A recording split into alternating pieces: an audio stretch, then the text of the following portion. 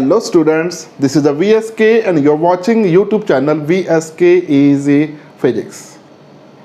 In this video, we are going to start a new chapter. The name of that chapter is Circular Motion. No doubt, it is a very easy and conceptual chapter. Chapter बहुत easy है, बहुत interesting भी है. Okay? So यहाँ पे इस video में हमें सिर्फ दो पॉइंट्स के ऊपर फोकस करना है. First point is which type of motion is called as circular motion, जो कि हम 3-4 मिनट में कर लेंगे. लेकिन उसके बाद जो पॉइंट के ऊपर हमें डिस्कस करना है that is nothing but the angular variables. Okay, जिसमें एंगुलर डिस्प्लेसमेंट आ गया, जिसमें एंगुलर वेलोसिटी आ गया, जिसमें एंगुलर एक्सेलरेशन आ गया. तो इनका पूरा कंसेप्चुअल डिस्कशन हमें इस वीडियो में करना है. ओके, तो स्टार्ट करते हैं हम.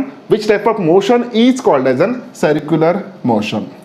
Now let us imagine that this is one particle which is moving along the circumference of the circle, which is moving along the circumference of the circle, then such a motion of that particle is called as an circular motion. अगर कोई particle, if it is restricted to move along the circumference of the circle, okay, उसको हम restrict कर रहे हैं कि वो along the circumference he move होना चाहिए, then ऐसे उस particle के motion को हम circular motion कहेंगे. ओके तो इसके पहले हमने देखा था वन डायमेंशन मोशन, जिसमें अगर कोई पार्टिकल हम कंसिडर कर रहे हैं, so this particle moving in a straight line, it is moving in a straight line. तो ऐसे पार्टिकल का मोशन स्टडी करने के लिए हमें कुछ फिजिकल पैरामीटर्स की जरूरत थी, जो कि यहाँ पे हम लिख सकते हैं कि S, that is angular displacement, second one is the velocity, third one is the acceleration. Okay, जिस पार्टिकल का मोशन आपको स्टडी करना है वन डायमेंशनल मोशन, तो उसका डिस्प्लेसमेंट कितना हो रहा है वो आपको पता होना चाहिए, उसकी वेलोसिटी कितना है, उसका एक्सेलरेशन कितना है. ये सभी चीज़ें अगर आपको पता है तो आप उस पार्टिकल का मोशन स्टडी कर सकते हैं. लेकिन इस केस में हमें पढ़ना है सर्कुलर मोशन.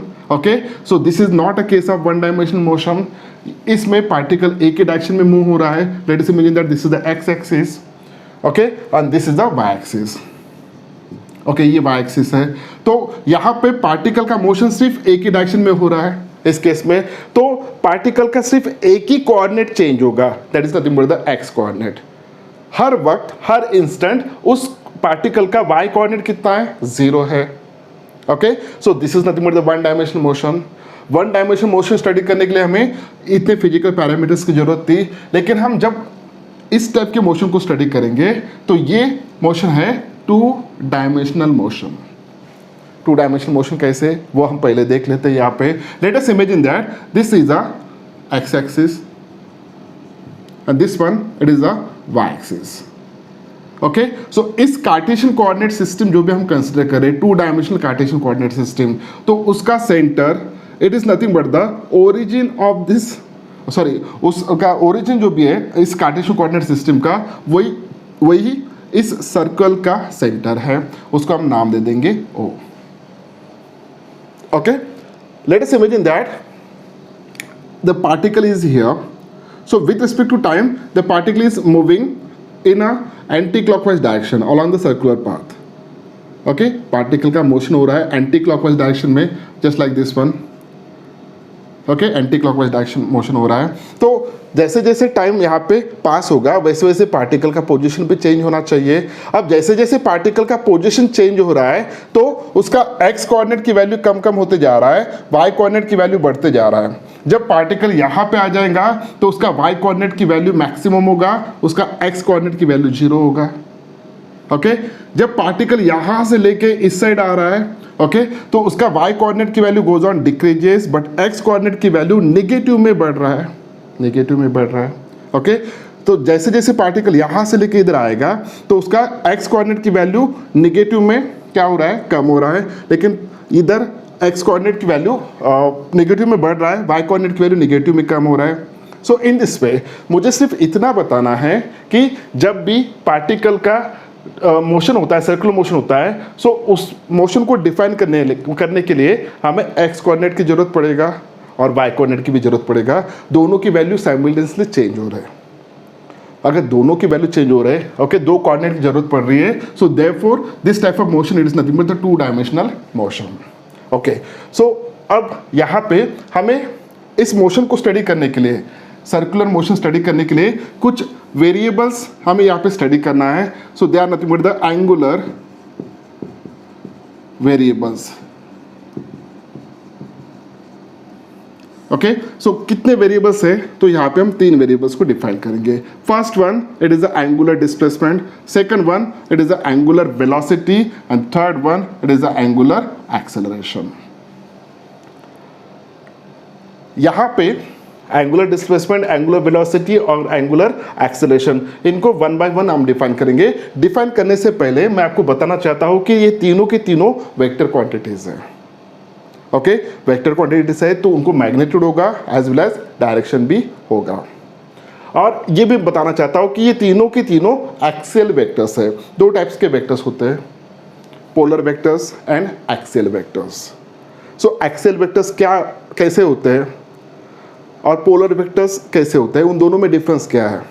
ओके, इसका ऑलरेडी हम स्टडी कर चुके हैं। उसके लिए अगर आपको डिटेल में जानना है तो ऊपर जो भी लिंक दिख रहा है उसके ऊपर आप प्रेस कर सकते हो। ओके, तो यहाँ पे सबसे पहले हम देखते हैं angular displacement.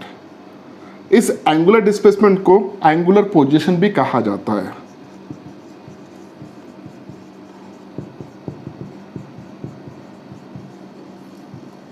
Angular displacement, this is represented by theta.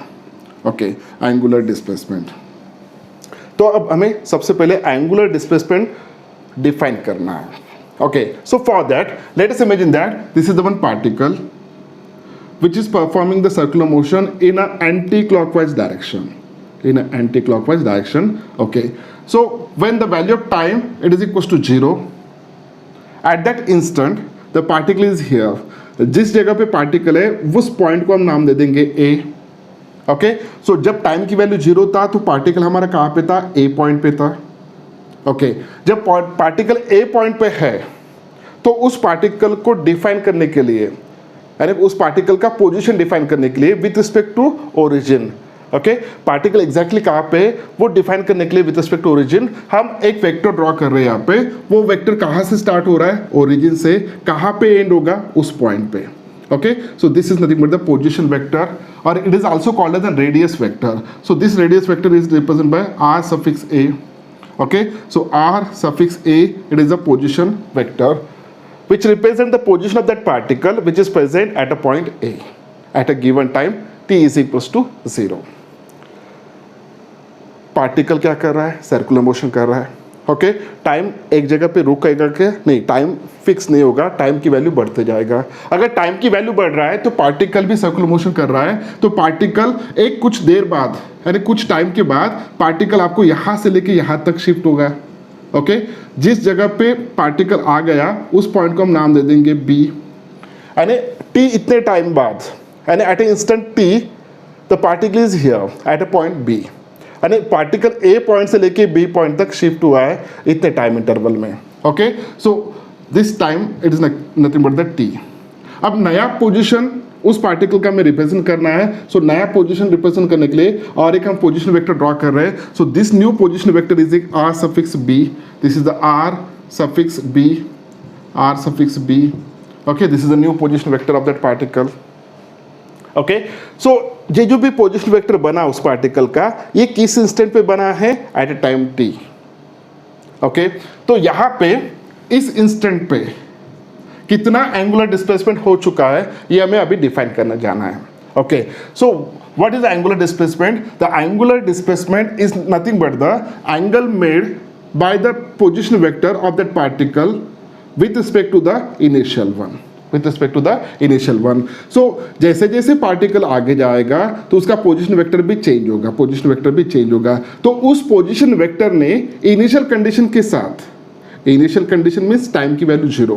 Okay, so this is the initial condition. जैसे जैसे पार्टिकल आगे जा रहा है तो पोजीशन वेक्टर आल्सो चेंजेस। तो उस इंस्टेंट पे जो भी पोजीशन वेक्टर है उस पोजीशन वेक्टर ने इनिशियल के साथ जो भी एंगल किया है, इनिशियल पोजीशन वेक्टर के साथ जो भी एंगल यहाँ पे किया है, that angle it is called as an angular displacement. It is also called as an angular position. Okay आप एंगुलर पोजीशन भी कह सकते हो या एंगुलर डिस्प्लेसमेंट भी कह सकते हो। तो उसको हम कैसे डिफाइन करेंगे, इसको हम डिफाइन करेंगे कि angle made by the position vector at a given instant with the initial position vector. Okay, this is called as an angular displacement.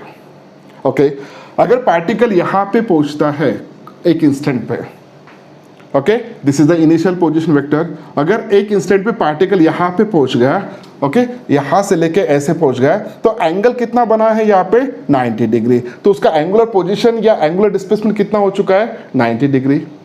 अगर पार्टिकल यहाँ पे पहुँचता है, हाँ तो it is equal to 90 plus 90, it is equal to 180 degree. अगर particle यहाँ पे है तो आप बता सकते हो एंगुलर डिस्प्लेसमेंट कितना हो चुका है with respect to initial. So this is the 90 plus और 90 यानी 90 plus 90 180 plus 90 it is equal to 270 degree.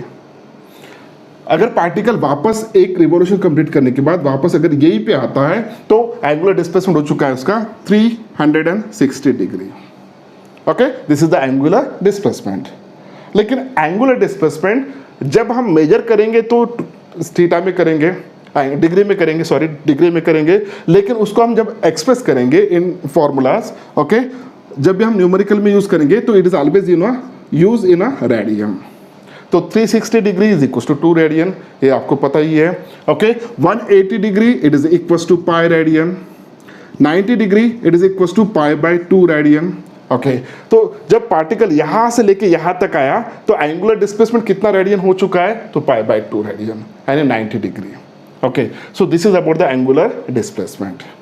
Okay अब जैसे कि हमने ऑलरेडी डिस्कस किया था कि angular displacement is a vector quantity.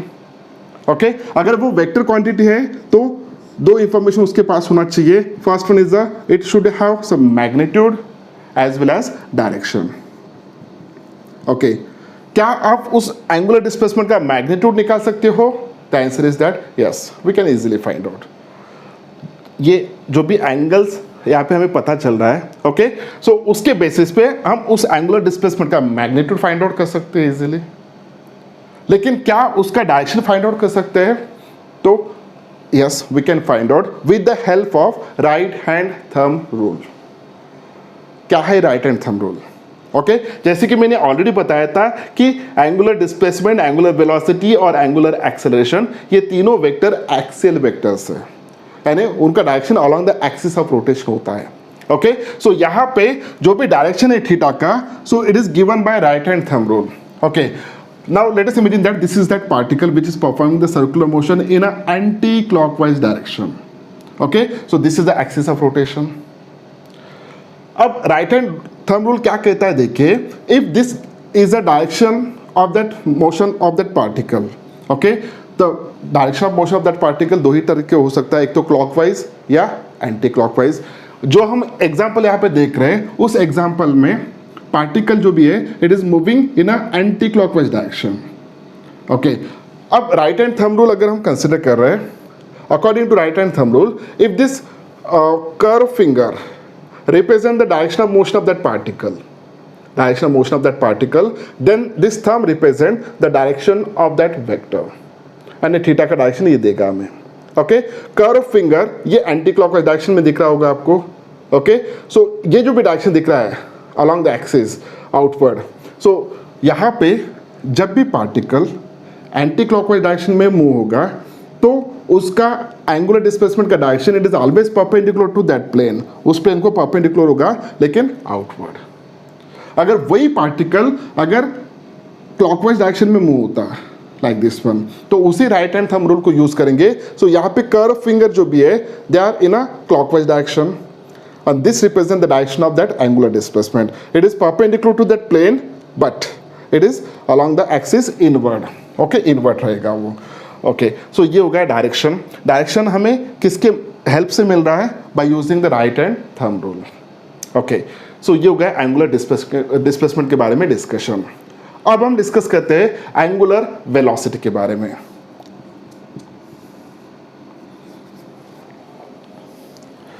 Angular velocity के बारे में डिस्कस करते हैं।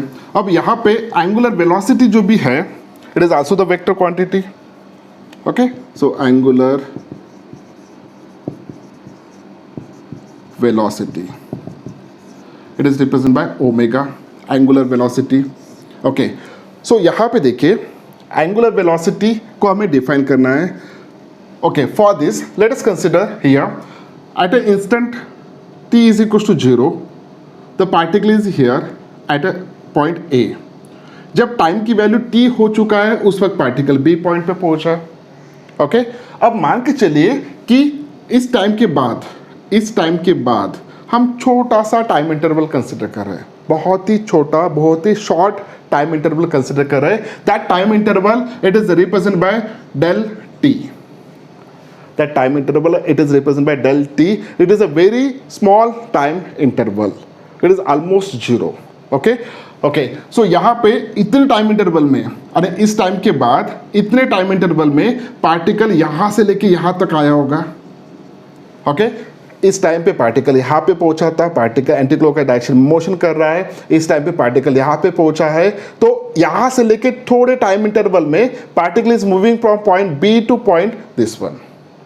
ओके, पॉइंट यहाँ से लेके पार्टिकल यहाँ तक पहुंचा होगा। सो ये जो भी नया पोजीशन है उसको हम C से रिप्रेजेंट करते हैं। तो उसके लिए पोजीशन वेक्टर जो भी ड्रॉ करेंगे it is like this one, this is a new position vector. Okay, so इसने इसके साथ यानी B पोजीशन वेक्टर के साथ जो भी एंगल किया है this is nothing but the del theta. Okay, so del theta is nothing but the angular displacement. It is done with in time interval del t. इतने छोटे से टाइम इंटरवल में इतना एंगुलर डिस्प्लेसमेंट उस particle का हो चुका है। ओके, अब इसके बेसिस पे हम ओमेगा डिफाइन करने जा रहे हैं। So omega it is equals to limit, ये मैथमेटिकल टर्म है, limit del t tends to 0, del t tends to 0, so del theta upon del t. So इसका मतलब क्या है देख लीजिए, ये मैथमेटिकल टर्म है, उसको ज़्यादा डिटेल में हमें जाने की जरूरत नहीं है, लेकिन यहाँ पे डेफिनेशन हम कर रहे हैं एंगुलर वेलोसिटी का। So it is a limit delta t tends to 0, delta t tends to 0 means it is almost equals to 0।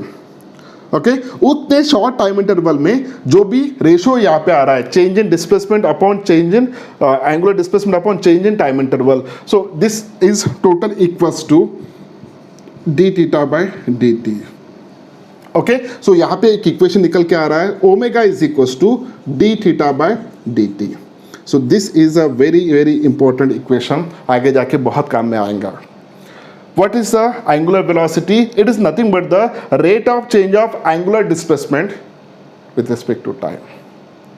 It is the rate of change of angular displacement with respect to time. This is nothing but the omega. Okay. जैसे angular displacement अगर consider कर रहे हो, ये हम किस में major करते हैं, रेडियन में, तो इसका यूनिट क्या होना चाहिए, it is a radian.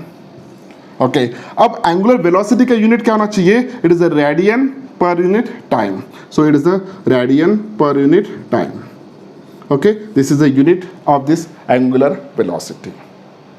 Okay, what is the D theta, it is a change in angular displacement, this is a change in time interval. अरे इतने टाइम इंटरवल में इतना एंगुलर डिस्प्लेसमेंट हो रहा है। अब थोड़ा इमेजिन करके देखिए कि पार्टिकल एक जगह पे रुका है, टाइम रुकेगा, नहीं रुकेगा, टाइम किसी के लिए नहीं रुकता है। ओके, पार्टिकल एक ही जगह पे फिक्स है लेकिन टाइम की वैल्यू बढ़ रहा है। अगर पार्टिकल एक ही जगह पे फिक्स है विथ रिस्पेक्ट टू टाइम, तो डेफिनेटली डेल्टा टी की वैल्यू वो एंगुलर डिस्प्लेसमेंट करेगा ही नहीं, कुछ एंगल बनेगा नहीं, एक ही जगह पे फिक्स है, तो डेल्टा टी की वैल्यू 0 होगा। ओके, टाइम की वैल्यू पॉजिटिव होगा, लेकिन टोटल वैल्यू जो भी होगा ओमेगा की वैल्यू 0 आएगा। इसका मतलब है पार्टिकल का मोशन ही नहीं हो रहा, उसके एंगुलर वेलोसिटी की वैल्यू कितना है, 0। ओके, हमेशा याद रखिएगा यहाँ पे अगर एंगल बनता है तो 100% पॉजिटिव बनेगा, एंगल अगर बनता है तो 100% वो पॉजिटिव ही बनेगा। Okay, so omega is equal to d theta by d t. अब मान के चलिए पार्टिकल का मोशन यहाँ से हम स्टार्ट कर रहे हैं, यहाँ से लेके पार्टिकल का पूरा एक ऑसिलेशन यहाँ पे हो रहा है, एक रिवॉल्यूशन कंप्लीट हुआ। जब पार्टिकल का एक रिवॉल्यूशन कंप्लीट हो रहा है तो वो उसका एंगुलर डिस्प्लेसमेंट कितना हो रहा है, it is equal to 360 degree which is equal to 2 pi radian. इतना एंगुलर डिस्प्लेसमेंट उस पार्टिकल का हो रहा है। ओके, एक रिवॉल्यूशन में एंगुलर डिस्प्लेसमेंट पार्टिकल का इतना हो चुका है। एक रिवॉल्यूशन कंप्लीट होने के लिए जो भी टाइम लगता है अकॉर्डिंग टू डेफिनेशन। एक रिवॉल्यूशन कंप्लीट होने के लिए जो भी टाइम लगता है that is nothing but the time period of that particle. Okay, ये टाइम पीरियड है, इतने टाइम में इतना एंगुलर डिस्प्लेसमेंट हो रहा है। सो इन दोनों को यहाँ पे सब्स्टिट्यूट करते हैं। So therefore omega is equal to कितना एंगुलर डिस्प्लेसमेंट हुआ, so it is equal to 2 pi, कितने देर में हुआ, it is equal to t. तो ये एक और इक्वेशन यहाँ पे आया, omega is equal to 2 pi upon t. What is the t, time period of that particle which performing the circular motion. What is the omega? It is the angular velocity. It is the angular velocity. Okay, so इन दोनों में relation आ गया। Okay, और एक equation हम यहाँ पे लिख सकते हैं, omega is equal to 2 pi into n. What is the n? We know that n is nothing but the frequency which is the reciprocal of time period. Which is the reciprocal of time period. Frequency को कैसे define करेंगे? Number of oscillation पर second. एक second में कितने oscillation हो रहे हैं? अगर एक सेकंड में अगर 50 ऑसिलेशन उसके होते हैं तो उसका फ्रीक्वेंसी कितना होगा, 50 हर्ट्ज। अगर एक सेकंड में पार्टिकल सिर्फ यहाँ से लेके यहाँ तक आ रहा है, अरे कितना ऑसिलेशन कंप्लीट हुआ, कितना रिवॉल्यूशन कंप्लीट हुआ, आधा, तो उसकी फ्रीक्वेंसी कितना होना चाहिए, 0.5। Okay, so frequency is nothing but the number of revolution per second which is equals to reciprocal of time period. So third equation जो भी आ रहा है, it gives the relation between angular velocity और frequency में omega is equals to 2 pi into n. Sorry. Okay, so ये था angular velocity के बारे में डिस्कशन। अब angular velocity का डायरेक्शन कैसे फाइंड आउट करेंगे हम? तो एंगुलर वेलोसिटी का डायरेक्शन उसी तरह फाइंड आउट करेंगे जैसे हमने थीटा का किया था, with the help of right hand thumb rule. अगर कोई पार्टिकल एंटी क्लॉकवाइज डायरेक्शन में मोशन करता है, तो उसका एंगुलर वेलोसिटी का जो भी डायरेक्शन होगा, it is just outward, perpendicular to that plane along the axis, but outward. अगर कोई पार्टिकल क्लॉकवाइज डायरेक्शन में मोशन कर रहा है तो एंगुलर वेलोसिटी का डायरेक्शन कैसा होगा, it is perpendicular to that plane inward. Okay, जैसा थीटा का डायरेक्शन उसी तरह यहाँ पे ओमेगा का डायरेक्शन है। ओके, सो ये था second parameter, that is nothing but the angular velocity. अब हमें थर्ड पैरामीटर के बारे में डिस्कस करना है। ओके, थर्ड पैरामीटर कौन सा, it is the angular acceleration. It is represented by alpha. Angular acceleration, it is represented by alpha. Okay, angular acceleration को उसी तरह हम डिफाइन करेंगे जैसा angular velocity को हमने डिफाइन किया था। Okay, so यहाँ पे angular acceleration it is equals to d omega by dt. What is the d omega? The rate of change of angular velocity with respect to time. So d omega by dt it is equals to alpha. Alpha का unit क्या होना चाहिए, alpha का unit होगा, it is a radian per unit time square, क्योंकि omega का unit है radian per unit time, तो अपॉन टाइम है, so therefore it is a rad per second square, per unit second square. So this is the unit of this alpha. Okay, angular acceleration is nothing but the rate of change of angular velocity with respect to time. Okay, अब alpha का direction कैसा होगा, pause कीजिए, थोड़ा सोचिए, alpha का direction कैसा होगा। अल्फा का डायरेक्शन क्या, मैं क्वेश्चन पूछ रहा हूं, बता नहीं रहा हूं। अल्फा का डायरेक्शन क्या थीटा के डायरेक्शन के जैसा ही होगा? जैसे थीटा और ओमेगा का डायरेक्शन सेम था, पार्टिकल अगर एंटी क्लॉकवाइज डायरेक्शन में घूम रहा है, ओके, तो दोनों का डायरेक्शन कैसा था, it is just outward. Okay, perpendicular to that plane and outward. अगर पार्टिकल क्लॉकवाइज डायरेक्शन में घूमता है तो it is along the axis but inward. ये हमने राइट हैंड थंब रूल के हिसाब से देखा था। अब मेरा क्वेश्चन ऐसा है कि अल्फा का डायरेक्शन कैसा होगा? ओके, क्या उनके तरह होगा कि डिफरेंट होगा? द आंसर इज दैट वो डिफरेंट होगा। कैसे? यहाँ पे देखिए, यहाँ पे हम टोटल 3 केसेस कंसिडर कर रहे हैं। द फर्स्ट केस जिसमें आप इमेजिन कीजिए कि पार्टिकल पहले ए पॉइंट पे है, कुछ देर बाद पार्टिकल यहाँ पे बी पॉइंट पे पहुंच रहा है। ओके, पार्टिकल सर्कुलर मोशन कर रहा है यहाँ पे like this one in anti clockwise direction, in anti clockwise direction. Okay, तो सबसे पहले वो कौन से पॉइंट पे पहुंचेगा, ए, उसके बाद बी पॉइंट पे। जब पार्टिकल ए पॉइंट पे पहुंच रहा है, जब पार्टिकल ए पॉइंट पे पहुंच रहा है उस वक्त उसके एंगुलर वेलोसिटी की वैल्यू है, it is 20 radian per second. उस वक्त उसका एंगुलर वेलोसिटी है, that angular velocity is represent by omega 1। जब पार्टिकल यहाँ पे पहुंच रहा है उस वक्त उसकी एंगुलर वेलोसिटी है, it is equal to 20 radian per second, 20 radian per second. Okay, जैसे जैसे टाइम पास होगा तो पार्टिकल आगे जाएगा। जब पार्टिकल बी पॉइंट पे पहुंच रहा है उस वक्त उसकी एंगुलर वेलोसिटी की वैल्यू हो रही है, it is equal to 30 radian per second, 30 radian per second. पहले कितना था 20, अभी कितना हुआ 30। यानी उसके पाथ में जब वो मूव हो रहा है तो उसके एंगुलर वेलोसिटी की वैल्यू क्या होना चाहिए, बढ़ रहा है। अब यहाँ पे अगर एंगुलर वेलोसिटी की वैल्यू बढ़ता है, ओके, सो यहाँ पे चेंज इन एंगुलर वेलोसिटी कितना आएगा, तो चेंज इन एंगुलर वेलोसिटी को हम कैसे फाइंड आउट कर सकते हैं, it is the d omega, that is nothing but the change in angular velocity is nothing but the final angular velocity minus initial. So d omega is equals to omega 2 minus omega 1। ओमेगा 2 की value कितना है 30 है, omega 1 की value कितना है 20 है। Okay, तो यहाँ पे चेंज कितना आएगा, so it is equals to 10 radian per second. Okay, d omega की वैल्यू पॉजिटिव आ रहा है, टाइम हमेशा पॉजिटिव होगा, तो डेफिनेटली अल्फा की वैल्यू जो भी आएगा here it is nothing but the positive. Alpha की value positive means what, it is a accelerated motion, it is a accelerated motion, उसका एक्सेलेरेशन हो रहा है।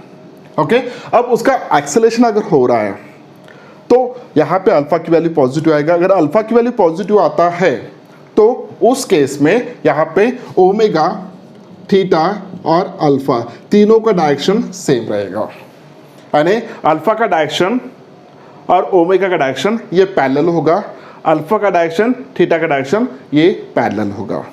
कैसे, देखिए, अगर पार्टिकल एंटी क्लॉकवाइज डायरेक्शन में मूव हो रहा है, ओके, एंटी क्लॉकवाइज डायरेक्शन में, सो थीटा का direction just outward perpendicular to that plane, omega का डायरेक्शन भी परपेंडिकुलर। अब अल्फा की वैल्यू भी परपेंडिकुलर रहेगा, यानी आउटवर्ड ही रहेगा जैसा ओमेगा का डायरेक्शन था। ओके, सो अगर एक्सेलरेशन हो रहा है तो क्या आप एक्सेलरेशन का एग्जांपल दे सकते हो, यस, हम जरूर दे सकते हैं। अगर फैन हमने स्विच ऑन किया, जो फैन बंद है उसको हमने स्विच ऑन किया, तो कुछ देर के लिए अगर हम उसको एनालिसिस करते हैं तो उसका स्पीड बढ़ते जाएगा, तो उसका क्या हो रहा है, एंगुलर वेलोसिटी कंटिन्यूअसली बढ़ रहा है, यानी that is a accelerated motion. Okay, अगर एक्सेलरेटेड मोशन है, उसके एंगुलर वेलोसिटी कंटिन्यूअसली बढ़ रही है, तो उस केस में अल्फा का डायरेक्शन और ओमेगा का डायरेक्शन ये सेम होगा, एक ही डायरेक्शन में होंगे दोनों, ओके, पैरेलल होंगे दोनों। अब सेकंड केस कंसिडर करते हैं, आपने फैन को चालू कर दिया, अब मान के चलिए फैन एक 3-4 मिनट के बाद एक सैचुरेशन स्टेट में आ जाएगा, वो कांस्टेंट एंगुलर वेलोसिटी से फैन घूम रहा है। ऐसा नहीं होता कि वो बढ़ते जा रहा है, उसकी स्पीड कंटिन्यूसली बढ़ती जा रही है। एक आधे मिनट के बाद, आफ्टर 1 मिनट, उस फैन का सिचुएशन अगर देखते हो तो वो सैचुरेशन में आ गया। ओके, सैचुरेशन में आ गया मीन्स उसके एंगुलर वेलोसिटी टिप पॉइंट के कैसा है, कांस्टेंट है। विथ रिस्पेक्ट टू टाइम क्या एंगुलर वेलोसिटी चेंज हो रहा है क्या, आंसर इज दैट नो। अगर एंगुलर वेलोसिटी उसका कांस्टेंट है, अगर एंगुलर वेलोसिटी कांस्टेंट है, अब ये सैचुरेशन में आ गया तो उसके एंगुलर वेलोसिटी आ रहा है 50 radian per second, 50 radian per second. Okay, तो इस इंस्टेंट पे भी उसकी वेलोसिटी उतना ही है, जब वो पॉइंट बी पे पहुंच रहा है उस वक्त भी उसकी वेलोसिटी उतना ही है, एंगुलर वेलोसिटी, दोनों की एंगुलर वेलोसिटी सेम है। अब दोनों की एंगुलर वेलोसिटी अगर सेम है तो यहाँ पे उसका चेंज इन एंगुलर वेलोसिटी की वैल्यू कितना आएगा, it is 50 minus 50, final minus initial 50 minus 50, and this is equal to 0। तो डी ओमेगा की value 0 means alpha is equal to d omega upon d t, time तो लगेगा यहाँ पे, del t की वैल्यू पॉजिटिव, 0 अपॉन पॉजिटिव, तो alpha की value आएगा 0। Okay, 0, alpha is a vector quantity, it is a 0 vector. Okay, अब अगर एंगुलर वेलोसिटी हर एक इंस्टेंट के ऊपर कांस्टेंट है तो अल्फा की वैल्यू 0 आएगा, और स्पेशली ऐसे केस को हम बोलेंगे यूनिफॉर्म सर्कुलर मोशन। जो कि हमें आगे पढ़ना है। ओके, अब थर्ड केस कंसिडर करते हैं। जब आपको ज़रूरत नहीं होता है तब आप फैन स्विच ऑफ करते हो। अगर फैन को आपने स्विच ऑफ कर दिया, जैसे फैन को हम स्विच ऑफ करेंगे तो उसका टिप पॉइंट जो भी है उसकी वेलोसिटी अगर देखते हो तो वो फास्ट घूम रहा था, अब वो उसकी वेलोसिटी कम कम होती जाएगी, एंगुलर वेलोसिटी, और इट बिकम अ 0। तो यहाँ पे उस केस में हम ये कंसिडर कर सकते हैं कि इस इंस्टेंट पे उसकी वेलोसिटी था 50, यहाँ पे उसकी वेलोसिटी हो जाएगा कुछ देर बाद वेलोसिटी हो जाएगा 40, बाद में 30, बाद में 20, in this way finally it become a 0।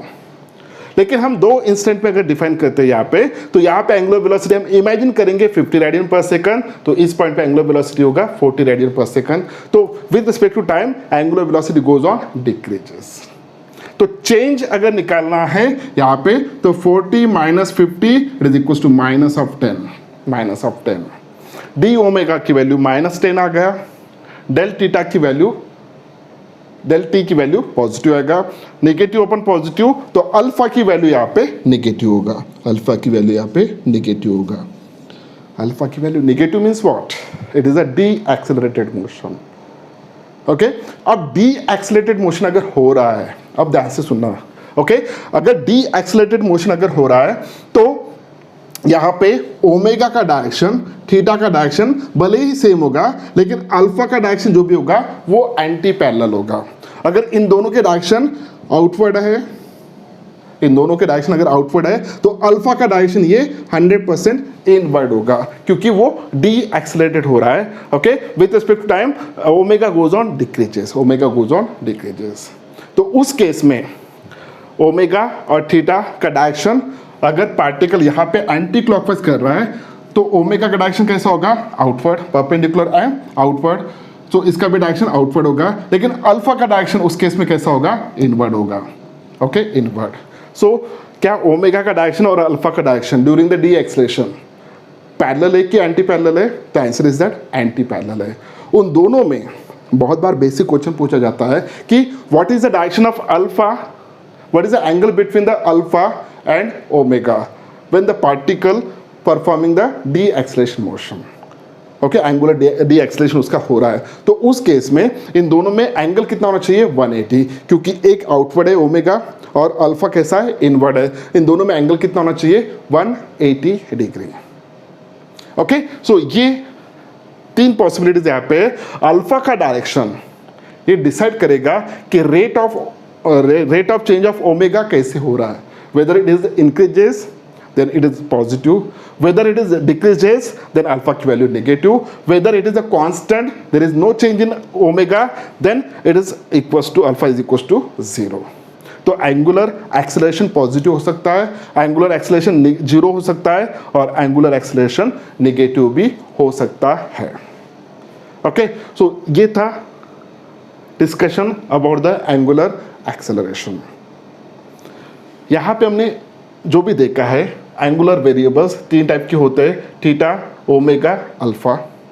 Theta is nothing but the angular position और angular displacement, angular velocity omega और एंगुलर एक्सेलरेशन अल्फा। इन तीनों के बारे में हमने यहाँ पे डिटेल्स देखे हैं।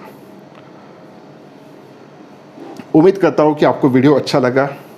अगर वीडियो अच्छा लगा तो इस वीडियो को लाइक कीजिए, चैनल को सब्सक्राइब कीजिए और अपने दोस्तों के साथ शेयर कीजिए। ओके, हमें हर पॉइंट यहाँ पे डिटेल में डिस्कस करना है। Thank you very much, bye bye.